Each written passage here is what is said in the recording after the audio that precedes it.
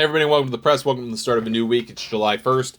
Thanks for being here. Today we are going to go over the setup for this week's tournament on the PGA Tour, which is the John Deere Classic. And it's a good thing we recorded this at 2:45 in the afternoon instead of what I was originally planning to do, like 10:30 this morning, right after or right around when the U.S. Senior Open finished, because the field has changed substantially at the top. Patrick Cantlay withdrew from the tournament. He's not competing this week. He was 8.5 to 1 when the lines were posted, and he was at that price when he withdrew. Then things changed a little bit, but not as much as I thought they might. So when I looked at an offshore book, because it's easier to scrape the data, they had Sanjay and Sepp Straka, who's the defending champion this week, at 20 to 1. Another 18 to 1 at DraftKings, so along with Jordan Spieth. So it's an interesting... I thought it would be short. I thought Sanjay would go down to like 15 maybe or something like that. But we don't see that kind of radical move here. This feels more like an opposite field event at TPC Deere Run in Silvis, Illinois, the Quad Cities. This is a good tournament. Par 71's given up 59, well, multiple 59s, I guess. And it is a golf course you can score on. They beefed it up a little bit. Plenty of green space to hit your second shots. There are some tree overhangs, there are some shots that get in the way, but typically you can kind of bang it wherever you need to hit it, as long as you kind of stay out of the trees. And even then, they've got those nicely trimmed that you can kind of play a lot of shots. So it's not particularly taxing of a golf course. You can probably count on 17 to 25, 24 under par winning, depending on the weather. We got weather on Sunday at the Rocket Mortgage, which, if remember telling you, hey, if the weather comes, then the prop posted for the winning score was not going to come in, right? If it wasn't going to be under that number, it was going to be over that number. So we got lucky there. That worked out in our favor. 18 under wound up winning to Cam Davis. Akshay booted a 6-footer. It shouldn't have ever been that position. Should have had a 2-footer for par, but hey, that's life. Get nervous. No buddy of mine had Akshay. Buddy of mine had Cam Young. I mean, everything kind of went wrong that day. At one point in the final round, I picked up Aaron Rye at 14 to 1 and immediately was offered a double my money price because they cut the odds to, like, I think it was 14 to 1. They cut it down to 6.5 to 1. So I just cashed out. I mean, I didn't really think Aaron Rye was going to win. I just kind of wanted to have a position and took the money on that. So I didn't have a whole lot of heartbreak one way or the other about this. With Cantlay being gone, you've got 7 of the world top 50 competing this week. Then you're going to get into the Scottish Open and the Open in the next 2 weeks. So this is our last full field, regular domestic event for a while. While they're overseas, you're going to have 2 Oppo events and the 2 Scottish events back to back. So we will have lots of golf to talk about in the next 2 weeks. This week, outside of the Deere, when the LPGA is off, Champions Tour is off, there's no Live this week. You got a DP World Tour event in Germany. We'll talk about that. And then I think we have a Korn Ferry Tour event. So there's not a whole lot to talk about this week. So we will focus on this tournament for the first 2 days like usual. And then the third day is pretty much just going to be 5 to 6 minutes about the BMW International Open. But let's talk about the Deere. So mentioned TPC Deere Run, very scoreable course. If you look at kind of horses for courses, you don't really want to be a horse for course here, right? I mean, this is a tournament you don't want to have to play. You may like it, but you don't really want to have to play it because that typically implies you're in some kind of trouble at this point in the year, whether that's used to be for the top 125, now it's for the top 70. That's why you're getting a Jordan Spieth. That's why you're getting a Sanjay M. That's why you're getting a Keith Mitchell and a Denny McCarthy. These are guys that want to take an easy week and make sure they try to get into the top 50 as well. Easy into the top 50 gets you in all the big money events, right? You want to be a part of those. So I think you're going to start to see this evolution happen. This used to be the time of year where you got really junk fields because all the top players knew they were in the playoffs. It didn't matter. If they wanted to try to get in the top 100 or whatever, fine, to make it a little bit easier to get to the next stage when it was 4 events. But now that it's 3 events and 70, 50, 30, much more difficult. So you're going to see slightly better fields. You're going to see more stars do this kind of thing. gives you a decent odds board. Sanjay and Sepp at 18-1 with Spieth. I mean, Spieth's won here, at least once. I can't remember twice, but I'm pretty sure at least once when he was super young. So he's come back to a place he clearly likes, has played well. Straka won here last year, has been playing good golf for the better part of a month and a half, I would say.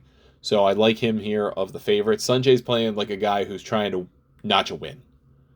And I probably will bet him over Straka if I'm going to bet a favorite here in this revised field. I would have taken I didn't get to Sanjay at 20-1, should have, but plus 200 difference is not that big a deal to me. I'll probably take Sanjay. Aaron Rise here, playing great golf, been playing great golf, didn't get it done on Sunday, probably learned a lot. 22-1 feels like a great play. Maverick McNeely looked rusty last week, but he made the cut. Mid-40s finish, that's fine. He likes this golf course, plays it pretty well. He's 25, along with Keith Mitchell, who I will pass on, and Denny McCarthy, who has played this event well twice. Like top 6 finish, well. So I like his chances here this week at 25-1. Davis Thompson, 28. Jason Day and JT Poston are 30. Of those, I would probably like Poston more, but I'm not going to jump all over it. Nick Dunlap's 35-1. Man, that's way too short. There's too much variability in his game, but he is putting something together here. I don't know if it's another win, but he is putting something together here. Sam Stevens playing pretty well. Didn't have anything enough on the weekend. Kevin Yu is 40-1 too. Luke Clanton, who had a really, really nice appearance last week at the Rocket Mortgage, 45 along with Adam Svensson. Eric Cole might be turning something on. He's 50-1. Mark Hubbard is my guy at 55, though. Really like him in these kind of weaker field events. He's just an ATM. Just makes a lot of money, and especially thrives in these kind of weaker fields. He's 55-1. There's Lucas Glover, Ben Griffin, Bo Hostler. They're all 55. Torbjorn Olesen is 60. I saw him in another book at 70. Rio Hisetsun is also 60 with Patrick Rogers, Michael Thorbjornsen, Doug Gimb, Daniel Berger, all 60s. Maybe Thorbjornsen is your best play here of those if you want to get into it. I know there's a lot of people who have lost a lot of money over the years trying to bet Patrick Rogers at these kind of attractive odds. And maybe this is the time he comes through, but I'm not biting. You can't get me. Seamus Power, 65-1. That's a guy I would bet. He's shown some signs of getting back to what he once was. He likes this golf course, has played it well historically. I think you want to get on him this week. Lee Hodges and J.J. Spawn had a nice week last week. Adam Schenk, Andrew Novak are all 70-1. Schenk is your one true horse for course here. 3 top 15s in the last 4 years, I believe. That's good and bad, right? I mean, it was the point of his career up until this year where he had to play this event to kind of save his skin. And he's done it very well. He's also not played very well like the last 5 weeks. So you're betting here on course history and kind of being a revitalizing fountain, not because he's been playing great. That's a tough bet to make, but that might be the reason why you bet him. Shop around. See if you can find him like 100-1, 95-1, somewhere in that range. I'd jump all over it. 70 feels just a little short. Jonathan Vegas is 75-1. S.H. Kim, Neil Shipley, Nate Lashley, Michael Kim, former winner of this event, K.H. Lee, Davis Riley, Andrew Putnam, Toasty, 80-1, all of them. Some people loved S.H. Kim last week. I'm just not there. Neil Shipley at 80-1 fascinates me because he's young, youthful. He knows what he's playing for. And he had a really good week last week, I thought. He's built for this kind of thing. I think he might be a really interesting play at 80-1. K.H. Lee, I love his game when he plays it right, but I don't think this is the venue for him. I told you to bet Matt Meisner last week.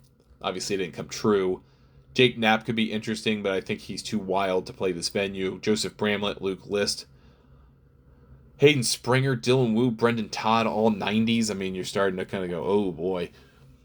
Maybe Jake Knapp, but I just can't get there with him. Maybe a Luke List, but he's just an out of nowhere. There's a pass on all of them. Justin Lauer, perhaps, is worth the look. I told you last week that I liked him, and then you look at what he did. Sorry, it's going to take me a second to pull it up. He's 85th in the standings in the FedEx Cup. He's had a pretty decent year, but he was T25 last week. Just couldn't get it done. He just couldn't go low enough, but kind of got out of a little cold snap there with the 3 events in between May and June now playing pretty good. I think he might be worth an interesting look here at that 100-1 number. And then going a little bit deeper, the cave is gonna get dark very quickly. David Skin's 110 to 1 is kind of interesting to me. Troy Merritt's kind of interesting to me at 120 to 1, but not especially. No. Now I'm starting to think about names that are like these guys. I didn't even know they had cards. Nope. Yep, none of that after that. I'm not going deeper than 100 to 1 this week unless you think something insane is about to happen here. And you'd have to have quite a strong feeling about that to reach kind of the deepest reaches of these odds. All right, I will throw out one guy. I didn't realize he was playing this week. I will throw out Dylan Fratelli at 400 to 1. He has won here. He has won this year. If you look at his season, it is very strange. I mean, very strange. But he could do it. I could buy a little taste of Dylan Fratelli at 400 to 1. The Google listing for him isn't particularly helpful. He's 262nd in the world. Like I said, it's T33 in the Italian Open, so a little tired from that. Missed the cut at the Dutch Open. T33 at the Scandinavian Mix. T20 at the European Open. Those aren't bad. That's decent form, and that's effectively what this event is. So I am willing to put some money on Dylan Fratelli at 400 to 1. There's your super mega deep long shot if you'd like to take your chance on that this week. I think after that you're just setting yourself up for lots and lots of pain and burnt money. So Dylan Fratelli might be my super mega long shot of the week. Again, there's not a lot of horse for course plays in this tournament, and again, that's because you don't want to be playing this tournament every year. And there's not the scoring strategy here is going to be just go as low as you can. You want to get to like 21, 22 under and give yourself a chance. And if the conditions get soft, 23, 24, 25 under, something like that.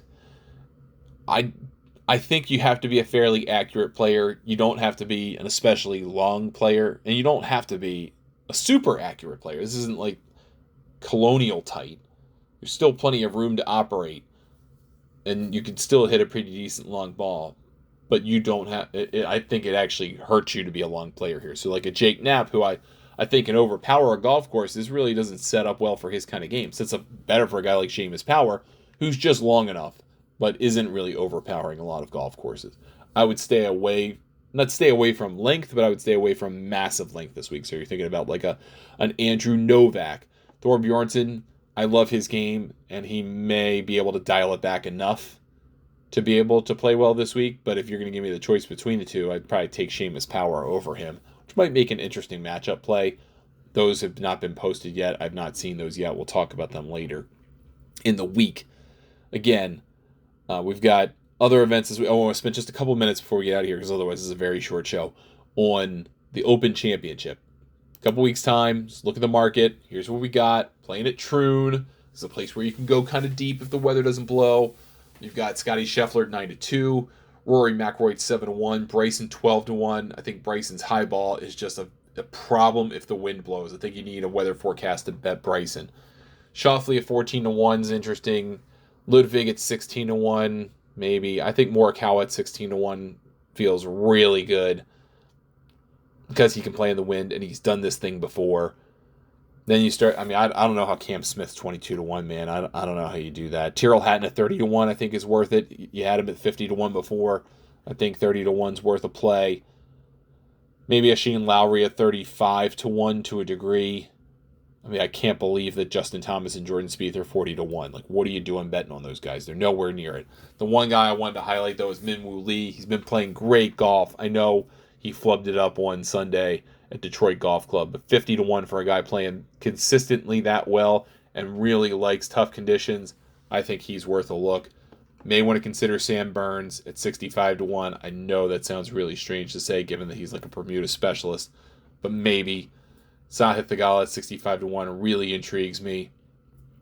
You're going to see some people try to bet Richard Bland at 250-1. And while I don't think that's totally insane, and I think that's a pretty decent price for a guy who just won two 72-hole tournaments at the major level on the senior tour, that's not like a, hey, shove all the chips in the middle kind of bet type of thing. I don't think that it is. If you have this kind of operating theory that we're due for a really weird winner, I'd like a Seamus Power at a 200 to 1, maybe a Tom Hoagie at a 200 to 1. Those guys are playing pretty okay. I think Hoagie would play well in the wind. He'd be an interesting player. Maybe you want to consider a Patrick Harrington. If you're looking for old guys, if you got that theory, he's 170. I mean, that's not that much worse, and he hits it plenty far. I mean, he hits it farther than Richard Bland does. That may work out to his favor.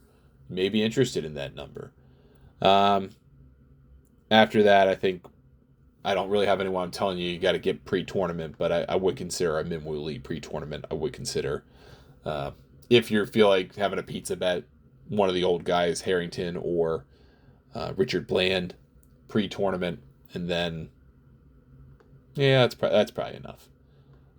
I do like the Sam Burns pick the more that I think about it, but we'll explore that more maybe next week. All right, that's gonna do it for us today on the show. Thank you so much for spending some time with me. Hopefully I didn't keep it too long. We'll have a show on Tuesday. We'll have a show on Wednesday. Probably going to do the Wednesday show actually here in just a few minutes, to be honest with you. Just because I want to make sure I get it out to you, because I'm going to be traveling on Wednesday. So, we'll do that in a bit. Get that all out there for the week. Got any questions, email me, Ryan at thegolfnewsnet.com. You can join Golf Newsnet for $40 a year at golfnewsnet.com, or $10 for the week. I would highly recommend the year-long package. You can get access to all of our tools, models, stuff that we're coming out with. Got lots coming too. And then you can get a hold of me on social media at Ryan Ballengee on Twitter, Threads, X, Instagram, and Blue Sky. Thanks so much for listening. We'll talk to you next time on The Press.